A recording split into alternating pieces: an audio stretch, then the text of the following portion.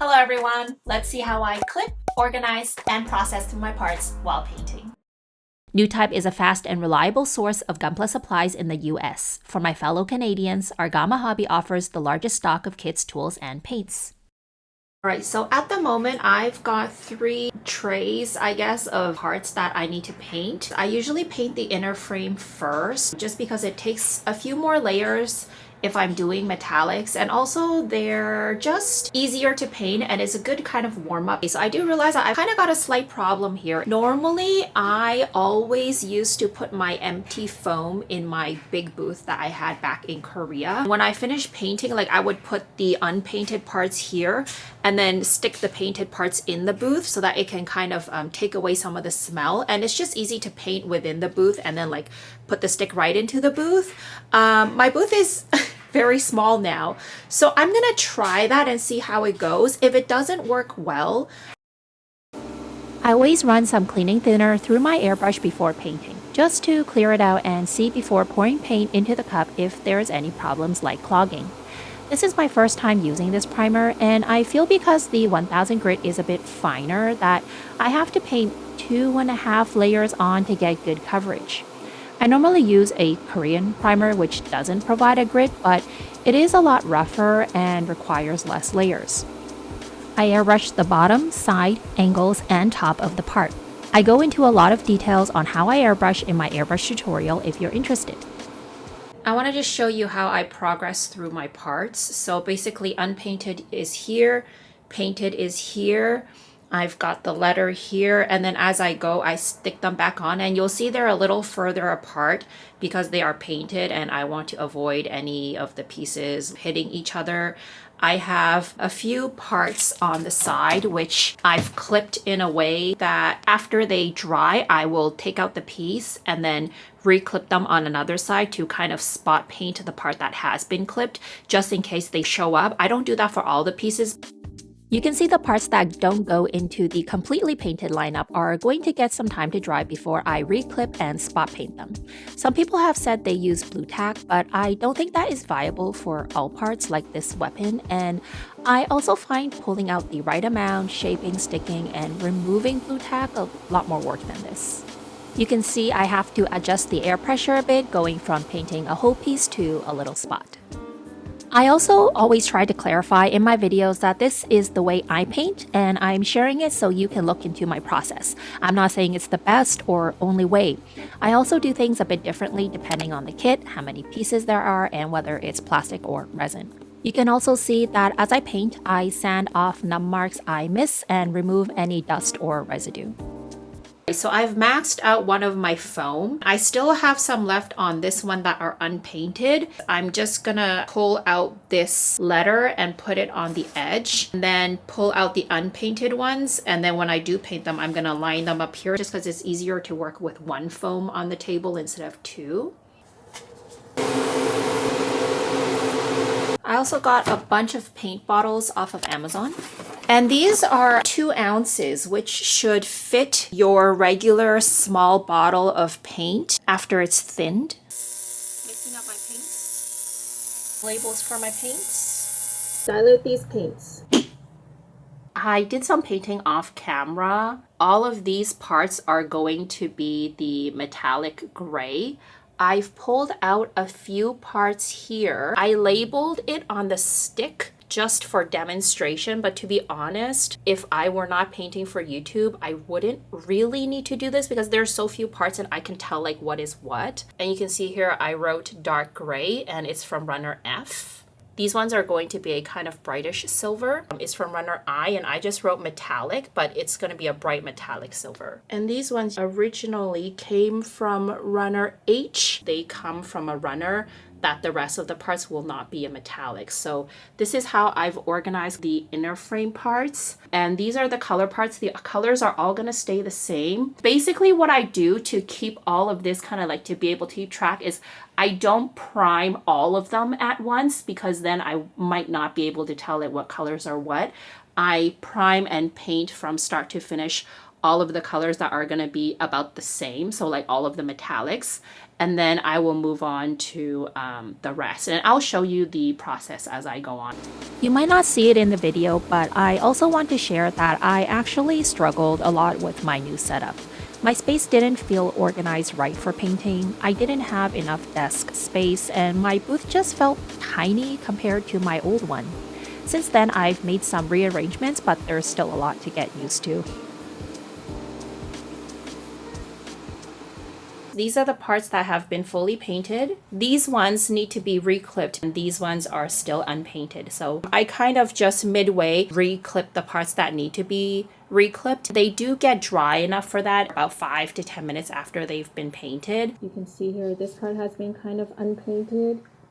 You can, or you can choose to not spot paint this. You can reclip it anywhere. And even if there is a little chipping of the paint, it's really not a big deal because this is the inner frame. For the outer frame, there's a little bit less reclipping because outer frames have really clear pegs. So I do all of the reclipping at once and then I paint them. Okay, and then I will spot paint all of those parts. Remember to not overdo it with layering too much paint on the inner frame or you'll have a really tight final assembly. Finished painting all of this part. Now I will paint these metallics as much onto this runner as possible. Black parts all done. And now I'll be painting the darker metallic over to here. Add the letter. If you're a beginner, I think it's really good to paint the same metallics or colors in a single sitting. I try to show here that I paint every metallic part what I consider to be 2.5 times, once from one angle, a second time from another angle, and then lightly overall. The color can look very different with every extra layer, and you want everything to look the same and even. It's easier to keep track of this in one sitting. Alright, so I've painted all of the dark metallics here. This is runner D. These are the dark metallics from runner H. Just a few of them grouped up here. And another little group here from runner F. And now I've got the rest of these to paint and they will come over here. These ones are going to be the mid and light metallics. I will address pre-assembly very briefly here. I don't pre-assemble because there is no need for a small kit like this which I will paint in original colors. This saves me the time of pre-assembly and disassembly, which can be very difficult to do and risks breaking parts. And I have absolutely no problems doing final assembly without runner numbers. I do pre-assemble for more complex kits which I will do some customization on, or resin kits. The way I paint without pre-assembly is extremely common, especially with professionals and all the Korean studio owners who I learned from that take commission work. They don't have time or a need to do all that, and they are trying to complete a simple paint job as quickly as possible. Before we do more painting, let's do an unboxing. Thank you to Argama Hobby, my sponsor, for sending this over to me.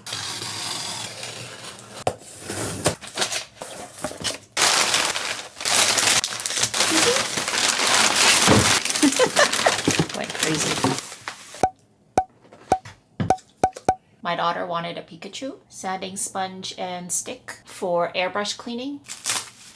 Another color option for my RG RX78.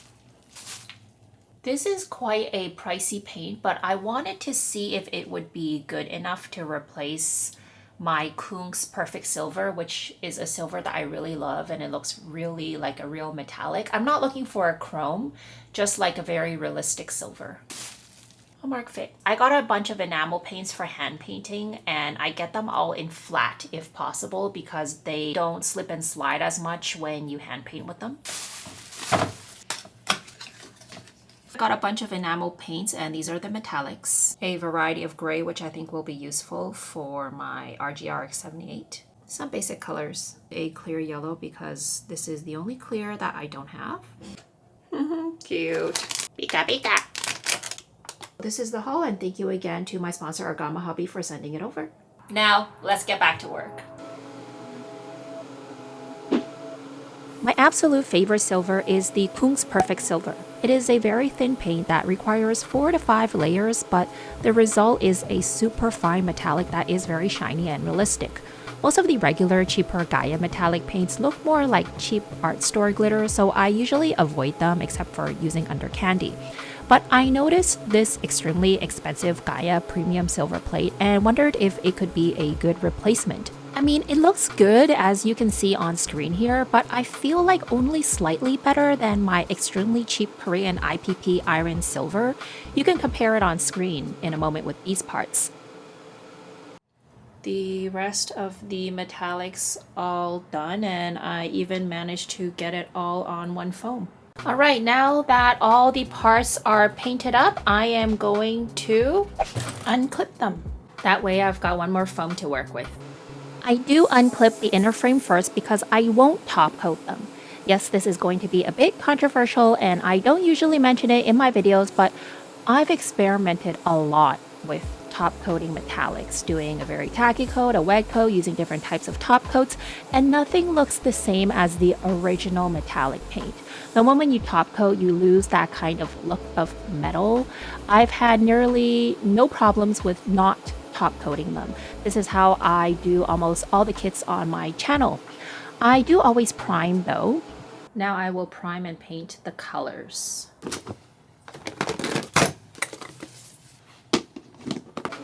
For the sake of this video, I primed each color group and completed all the colors before moving on.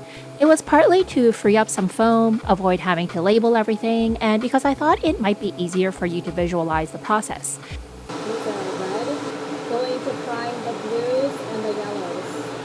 If I had a lot of foam, a big space, and weren't filming, I probably would do this even more like a factory lineup and just prime every part and then paint every metallic colors and whites.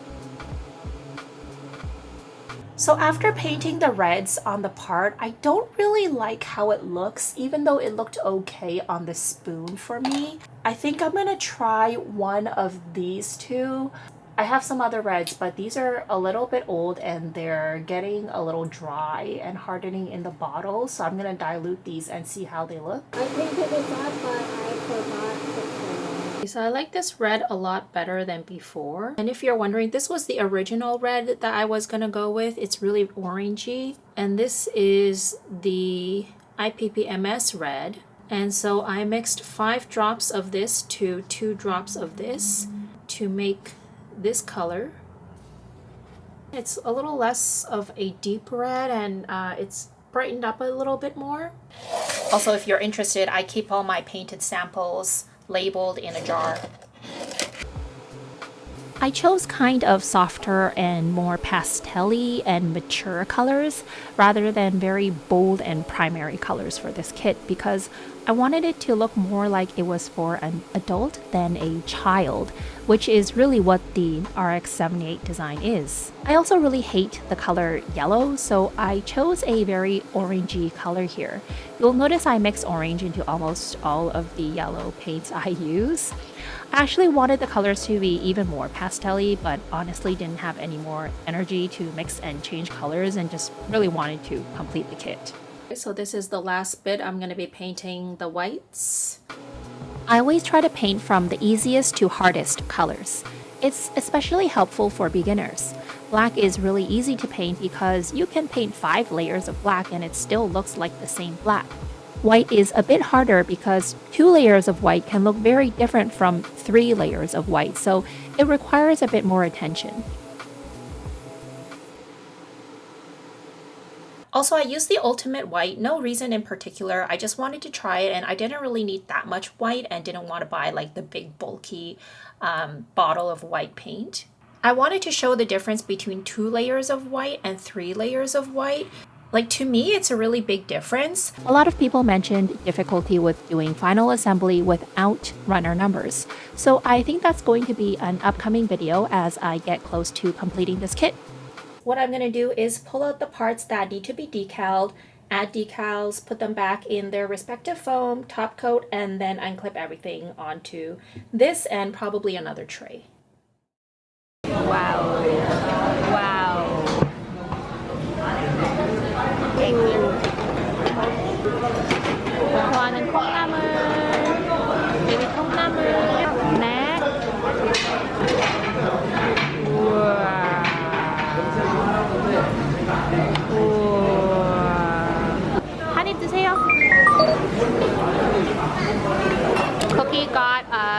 bean paste soup.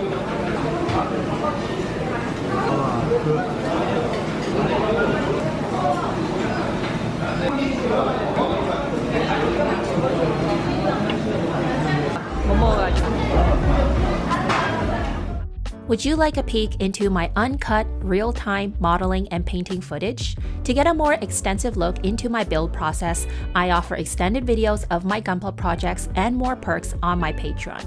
Join us at patreon.com/frostedsnow.